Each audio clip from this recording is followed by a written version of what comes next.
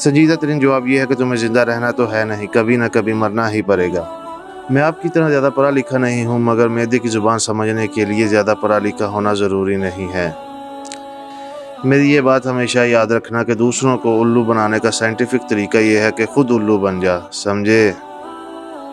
हर औरत फितरतन मर्द चाहती है, खादम नहीं। जब करने को कुछ ना हो तो फजूल बातें ज़िंदगी का हिस्सा बन जाती हैं।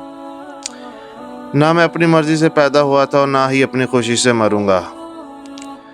आदमी आदमी ही है, फरिश्ता नहीं हो सकता। वैसे फरिश्ता बनने की कोशिश ज़रूर करता है, लेकिन हकीकतन फरिश्ता नहीं है। औरत बजाय खुद एक बहुत बड़ी ताकत है, इतनी बड़ी कि मर्द पैदा करती है। उल्लू आशिक का निशान है। जब कोई आशिक मर जाता है तो इसकी खोपड़ी तलख जाती है और इसमें से एक उल्लू निकलकर आलम बाला की तरफ परवाज कर जाता है। ऊंचे किस्म के जुराइम छोटे मोटे आदमी नहीं किया करते। आदमी के बच्चे की वक़्त इतनी भी नहीं रह गई जितने कुत्ते के पिल्ले की होती है। गोश्त और हड्डियों के ढेर को हैवान कहते हैं। आदमी तो अपनी खोपड़ी में जन्म लेता और खोपड़ी में ही मर जाता है। यहाँ तो सिर्फ एक कहका जो दिल की गहराइयों से निकला हो सारी ज़हनी थकावट दूर कर देता है। जब मैं कानून को बेबस देखता हूँ तो फिर मुझे ही कानून वज़ा करना पड़ते हैं, और मैं अच्छी तरह जानता हूँ कि कानून की बर्तरी किस तरह मनवाई जाती है। तुम कहो ना कहो, लेकिन औरत मर्द से सिर्फ अपने मुतल्लिक़ ही सुनना चाहती है। एक दूसरे के काम आए बगैर ज़िंदा रहना बेकार है।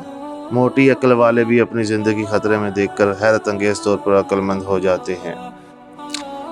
दोस्त कोई भी हो, हर हाल में फ़ायदा ही पहुंचाता है।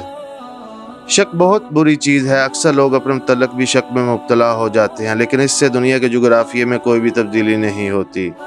दुनिया में इससे बढ़कर और कोई इल्म नहीं कि आदमी को समझने की कोशिश करे।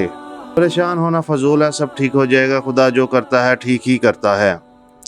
इधर उधर की बातों में आदमी नंगा हो जाता है, यानी तुम्हारी रूह और फरिश्ते इधर उधर की बातों में ज़ाहिर हो जाएंगे। तुम इधर उधर की बातों में गैर शौरी तौर पर अपने किरदार की झलकियाँ दिखाते चले जाओगे। झक मारे बगैर तरक्की नामुमकिन है।